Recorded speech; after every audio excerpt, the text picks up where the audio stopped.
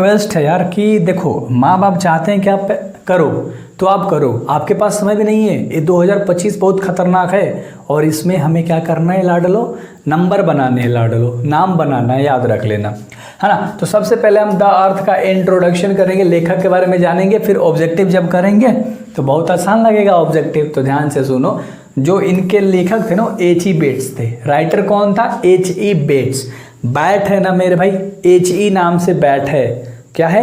H.E. Bates, H.E. Bates. चलो याद हो गया होगा, द अर्थ के पूरे संसार यानी अर्थ माने पृथ्वी, तो पृथ्वी के लेखक कौन है? बैट है, H.E. बेट्स। चलो याद हो गया होगा। पूरा नाम क्या था? हर्बर्ट अर्नेस्ट बेट्स, याद रख लेना, हर्बर्ट अर्नेस्ट बेट्स। अर्न माने पैसा, EARN, अर्न माने कमाना होता है, तो अर्नेस्ट यानी कि आप कमा रहे हो घोंसले से, नेस्ट माने घोंसला, अर्न माने कमाना, तो याद हो गया होगा। और हर्बर्ट याद रख लेना, हर्बर्ट अर्नेस्ट बेट्स। चलो बॉर्न की बात करते हैं, जन्म की बात करेंगे। 16 मई 1905 को नॉर्थहैम्पटन इन इंग्लैंड में जन्म हुआ था। नॉर्थहैम्पटन जगह था, वहीं पर इनका जो जन्म था हुआ था 16 मई 1905 को। कब हुआ था लाडलो? 16 मई 1905। एक एक चीज़ को बेहतर तरीके से करेंगे। अगर डाइड की बात करोगे, डाइड माने क्या होता है? मृत्यु। डाइड माने क्या होता है?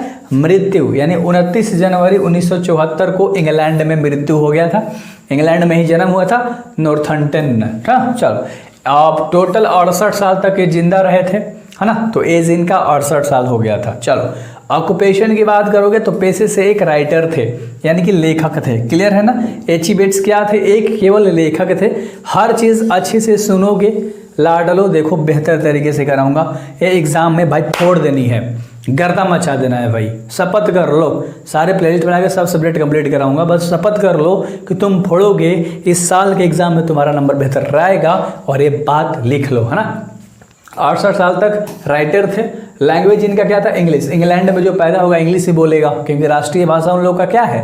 इंग्लिश है यार। चलो सिटीजनशिप की बात करोगे, नहीं कहाँ के नागरिक? तो यूनाइटेड किंगडम के, है ना। चलो तो अच्छे से याद रखना, यूनाइटेड किंगडम के क्या नागरिक थे, यानी कि सिटीजन थे, है ना। चलो और जेंडर की बात करोगे तो नोवेल, शॉर्ट स्टोरी, ये दो चीज़ इनका बहुत फेवरेट था, है ना, जो ये लिखते थे।